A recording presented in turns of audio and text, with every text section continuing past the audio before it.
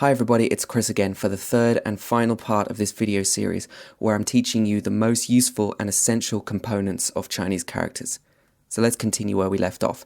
This next category of components I'm calling objects and materials.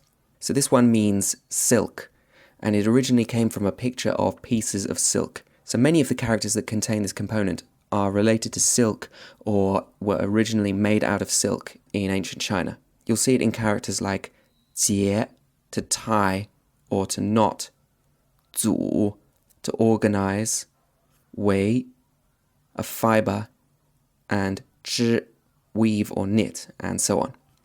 This component means metal, and it comes from the character for gold or metal. And normally it appears on the left-hand side of a character. You'll see it in characters like 钱 money, 银 silver, 钟 bell, 铁 iron, and 锋 a sharp point. It also appears in a lot of the names of the chemical elements in Chinese. This component appears on the right-hand side of characters, and it means knife. It's written with 2 strokes. You'll find it in characters like 划 scratch, 刻 carve, 刑 punishment, 刺 stab, and 剑 sword, as well as some other characters which are less obviously related to knives. This component means bow. It originally came from a picture of a bow, and it's not that common, but you'll see it in characters like 强 strong, 引 to draw or pull out, and 弦 a string.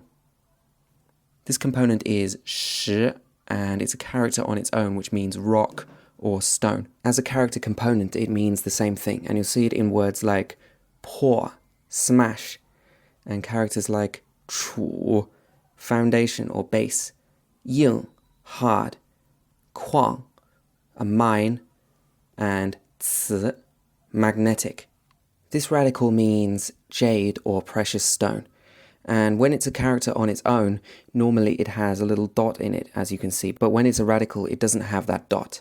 So you can see that this is used in words like 珠 pearl, 玻璃 glass, 马 agate, and 琢 or draw polish. This next one, 金, was originally a picture of a piece of cloth hanging up, and it means cloth, and it can appear in different places inside characters. You'll see it in the bottom of the character in 带 belt, 布 cloth, and also in 席, which originally meant a mat or a seat, and also in the bottom in 币 money or currency, and on the bottom right-hand side of the character as a component in 饰 decoration, and so on. This next component is the clothing radical, and it has 5 strokes, and there's a similar radical which just has 4 strokes, which we're going to see later, and it has a different meaning. You'll see this clothing radical in words like 补 to patch up or mend, 袖 sleeve, 裤 trousers or pants, 衫 a shirt, and 裙 meaning skirt, and many others. This next component is originally a picture of a cowrie shell, so it appears in words which often relate to money or wealth. For example, 资 capital or resources. So here it's on the bottom of the character. Also on the bottom in 费 cost. And in this next character, wealth, it's on the left-hand side of the character as the radical, 财, and then also on the bottom in 货 goods, and 贵 expensive, and so on. Okay, so the next category of Chinese character components I'm calling structures. So this first one is a picture of a roof, and it doesn't always have this direct meaning in characters, but it does in ones like 家 family, 安 which is safe, and 容 which means contain. This component 穴 is actually a character in its own right, and it means a cave or an acupuncture point. So as a component, it normally means a cave or a hole, and it's used in characters like 空 empty, 窗 a window, and 窝 a nest, and so on. This component means a slope or a cliff.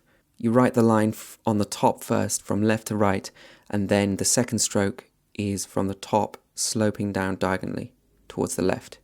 And this comes up in characters like an, shore, which is a mountain on the top plus the cliff plus the bit at the bottom, and also in ya, boundary or cliff, and another ya, which means precipice. So again, you can see this last character also has a mountain on the top. Mountain and cliff is all related to the meaning of precipice. This next component is another really common one, and it means a doorway or a gate. The version in brackets is the component which is used in traditional Chinese characters, the original component, which is actually, as you can see, a picture of a doorway or a gate. So it appears in a lot of characters, some of which are related to this meaning and some are not. So some examples are 间, room, 闭, shut, 阔, wide, and 闸, a sluice gate.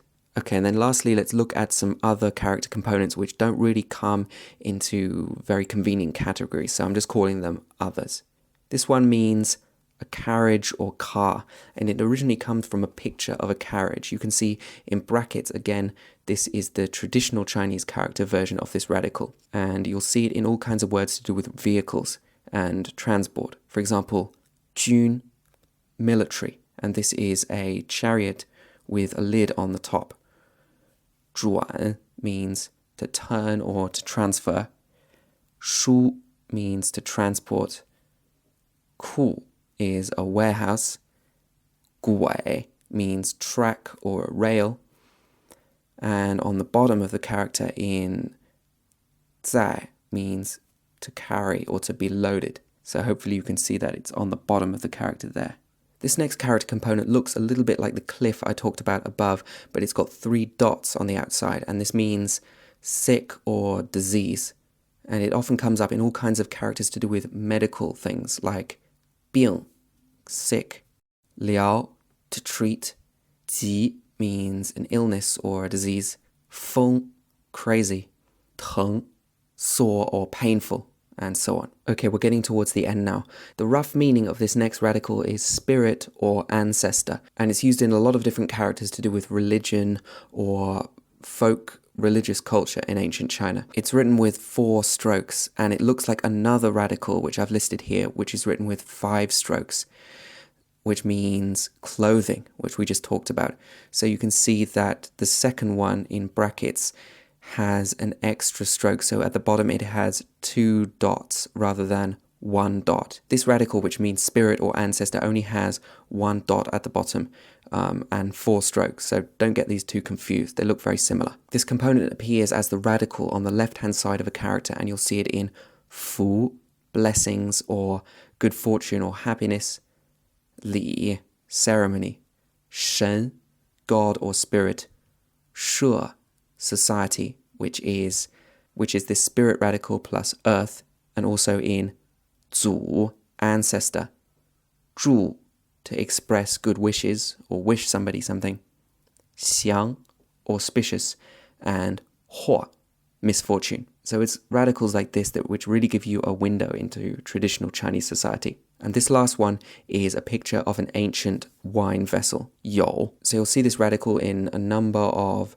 different characters related to alcohol.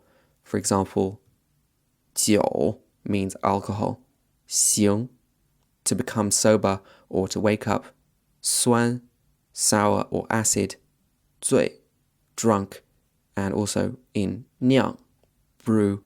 Okay, we've finished our brief tour of the essential character components in Chinese, and I've given you a lot of information here in a very short time, so be sure to take these videos slowly and come back to this video whenever you want to refresh your knowledge. As always, let me know what you think and put your questions down in the comments.